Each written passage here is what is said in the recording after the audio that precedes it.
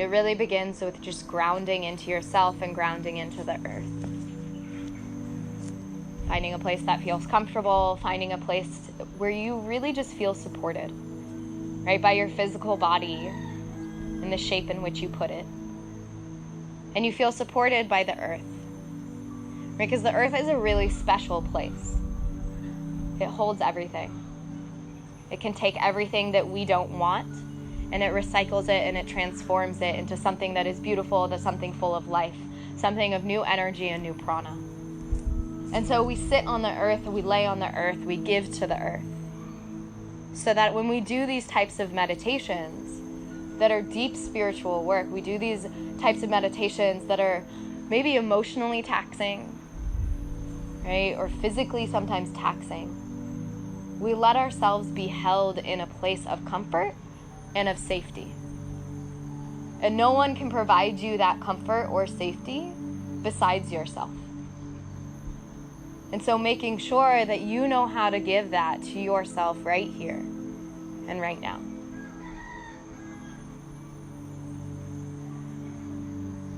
And maybe it's just a little commitment or a little word that says you are okay, you are safe, you are held. Or maybe it's just an innate knowing that as you close your eyes and you let your body soften, that is your place, that is your sacred space of safety.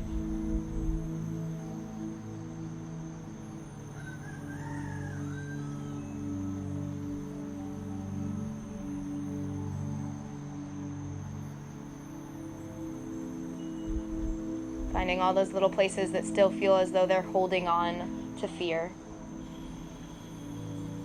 Reminding them to relax and soften. And even those things of fear can sometimes just be anxiety.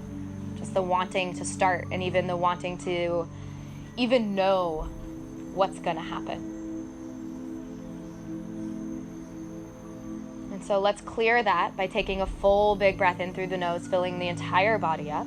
Hold it for a second, notice that fullness, and then open mouth, exhale, clear it all away. And in that clearing, there's one extra little bit of softening.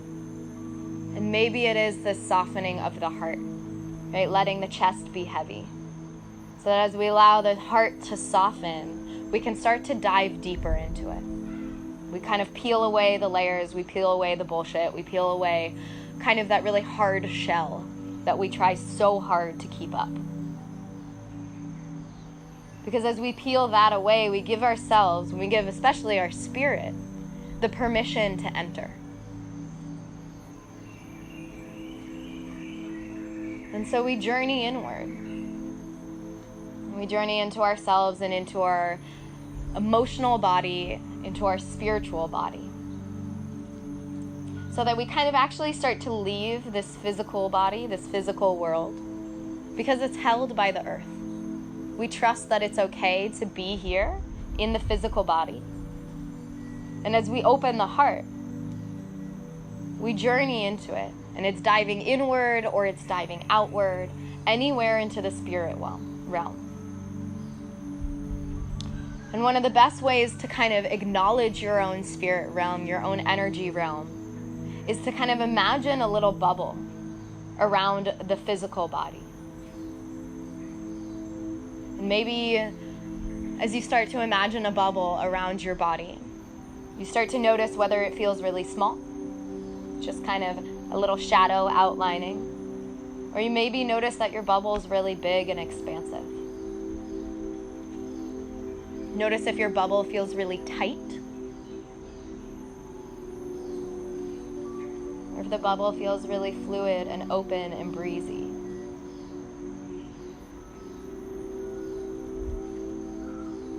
And take a moment to notice the color of your bubble. Many colors, one color. No color.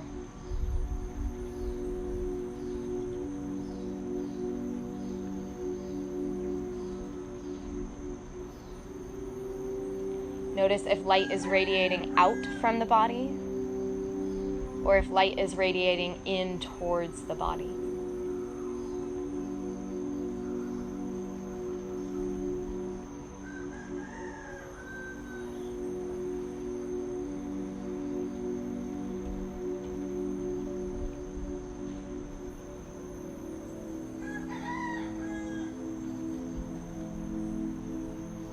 noticing if you are looking at your body or if you are looking from your body.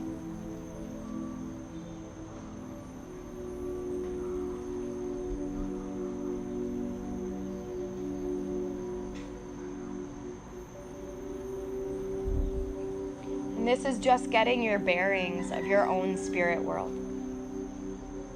of your own space. None of the answers are better than the other. And none of the answers are wrong.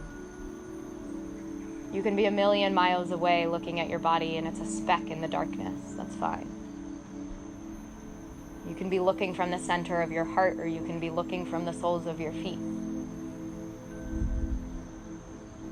It's just kind of noticing where you tend to be.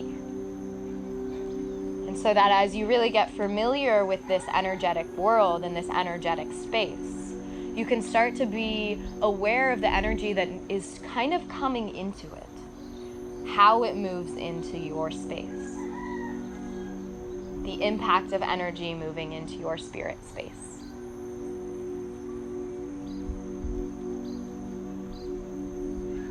And as you feel more grounded with where you are at,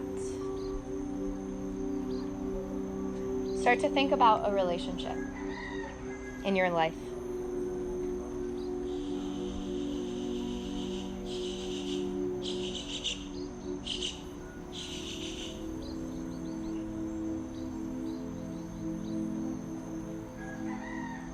And don't work very hard at trying to pick someone because you want to do this meditation with someone in particular. It's usually best when the first person who kind of just arises into your mind is often the person that you work with first. Maybe you work with them the whole time. Maybe you move on from them quickly. But as you really sit with this person and their energy, and you sit with this relationship, start to notice if you feel anything in particular as they come into your mind. If you feel heaviness maybe falling into your heart, if you feel a strain coming into your knee, if you feel a tingling or a lightness through the arms. Does this person kind of create any sort of physical response in your body?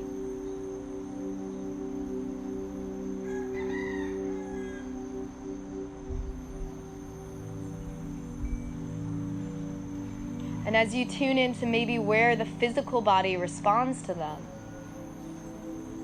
can you notice maybe a light entering into your spirit world, into your spirit bubble, or a light in your body where it kind of attaches onto you, where it either radiates into or radiates out from?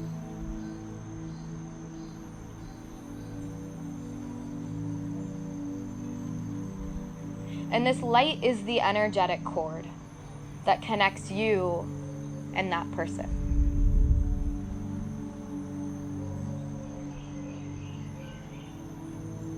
And so take a moment to kind of examine where it's connecting and how it feels to be connected to you.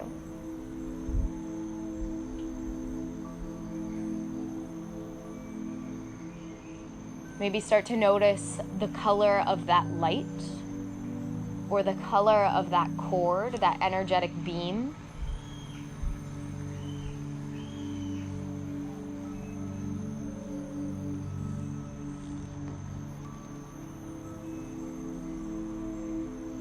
Is the light bright? Is the light dim? Does the light stay short and close to you? Does the light extend far out into the distance?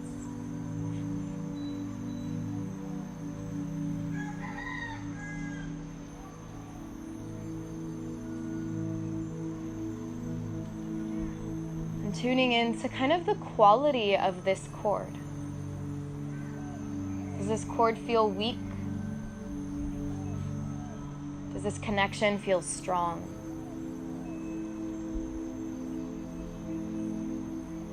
Does it feel as though it is pulling on you, straining you?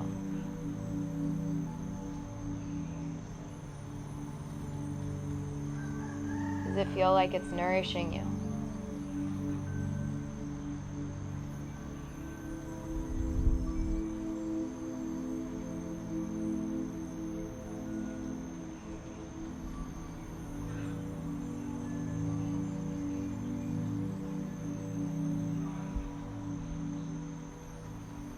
Does this cord have breaks in it? Little tears, little rips?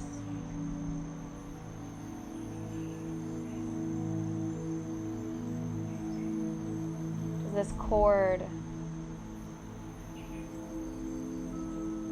hold tightly to you? Or is it loosely connected to you?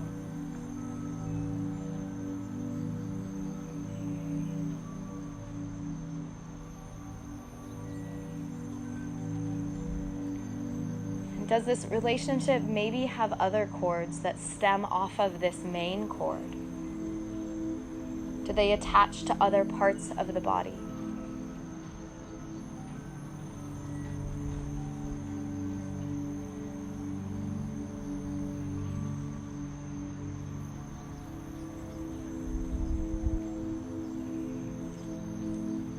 Really taking time to examine the quality of this connection. Not the quality of the relationship, not about if this person is good to you or if this person is bad to you. But what is the cord, the energetic cord's quality? And does the light, the texture, the color of this cord symbolize anything new? Or does it validate something that you already know?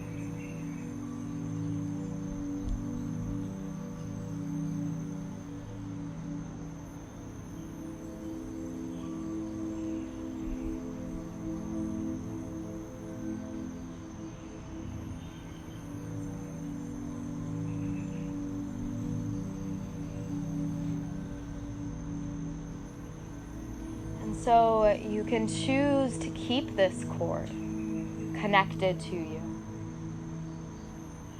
And you can also choose to cut this cord from you. And if you choose to cut this cord, it is not just a snip and be done. We do this cutting of the cord in a very healing way, in a very compassionate way. One for ourselves, as we free ourselves from things that are no longer serving us, as we find truth in our relationship, as we validate our needs and we validate the other person's needs.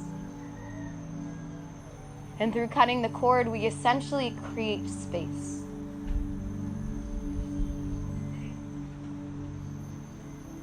Space to kind of clear the air, so that new connections can come into our space and be of higher quality and be of quality of what that we want. Because sometimes we don't choose these cords to attach to us, and sometimes we very much do choose to attach these cords. But as we cut a cord, we say a prayer. And we say a prayer of sending back this energy through light and through love, of maybe giving that person a piece of your own love, of your own prayer that you want to offer them, so that they have peace, so that they have freedom as well. Because that energy goes back to them. Or the energy returns back to you. You choose. And as you also choose to cut this cord, be aware of what you are choosing to cut it with or remove it with. Can untie it from that place in which it connects to you. Can lightly do a little snip with golden scissors. can choose whatever that is. Maybe it just drifts away as the frayed cord just lightly blows in the breeze.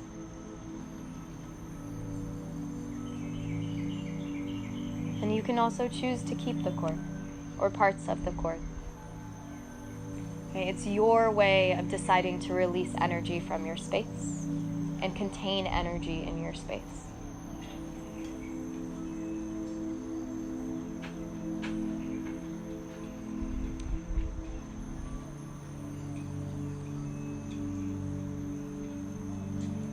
And take a little bit of time kind of exploring and scanning the body.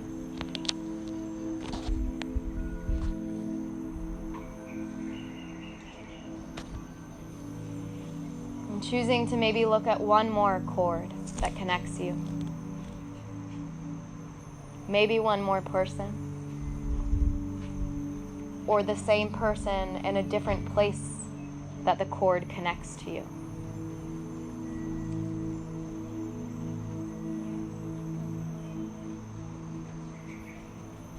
Looking at the light of the cord, the way in which the energy flows to or from the body.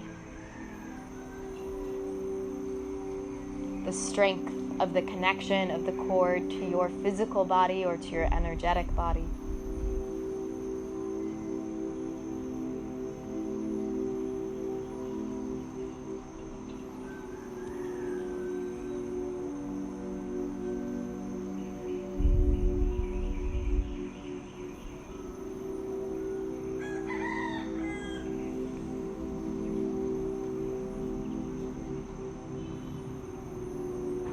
Reminding yourself to pay more attention to the cord, less attention to the ego of what that relationship is.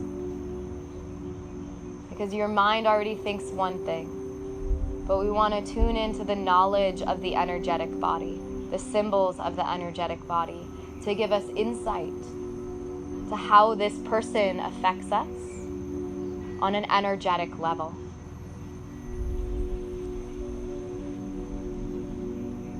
Is it a nourishing relationship? Is it a straining relationship? Is it a relationship that feeds us? Is it a relationship that drains us? Is the light strong or dim? Is the cord broken or tightly knotted?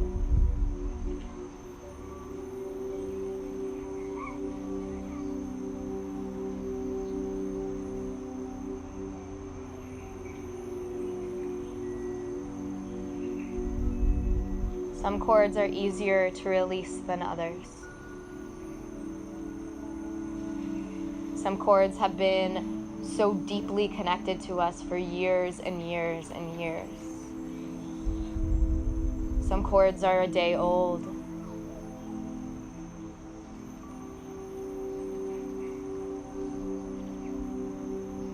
And so be patient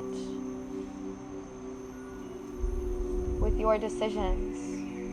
Maybe you just sit and examine these cords without doing much with them, but acknowledging their presence, acknowledging their importance, their quality, their impact.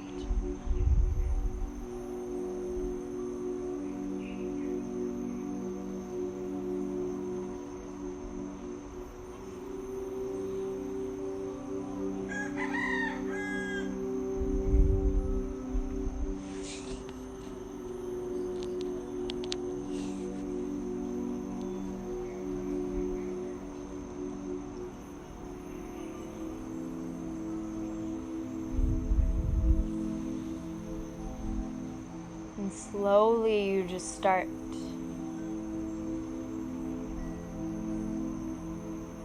to let this rest. Wherever you are in the practice, whether you are examining, whether you are cutting, whether you are just acknowledging, you slowly just start to energetically soften back.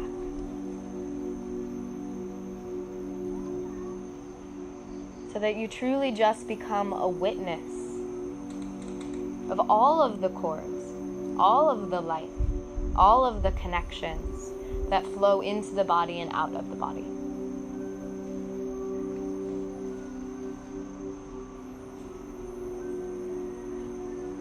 And as you witness all these different connections, essentially that light that flows in and out is the bubble that we created at the beginning of this meditation.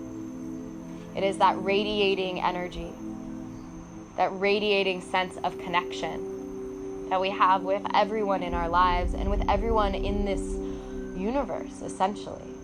It is the radiant body that is symbolizing the radiating light and love. And not everything has light and love to it, which is why we do this cord cutting to release the things that are not serving us, the things that are dimming our light. So that as we clear our body from old relationships, old habits, old way of being, we then return to this vibrant source, this light bubble that surrounds us. And it is this bubble that we create, that we want to take care of the same way that we take care of our physical body. We do asana, we do running, we do swimming, we do all sorts of things for the physical, to nourish it, to feed it, to hold it, to take care of it. But we need to do the same for the energetic body. And that energetic body needs to be cleared of cobwebs. It needs to be cleared of unhealthy cords and ties.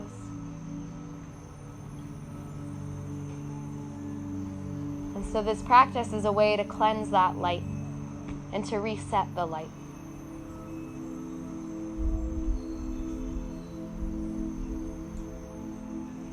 And so allowing your awareness to slowly return back to the physical body.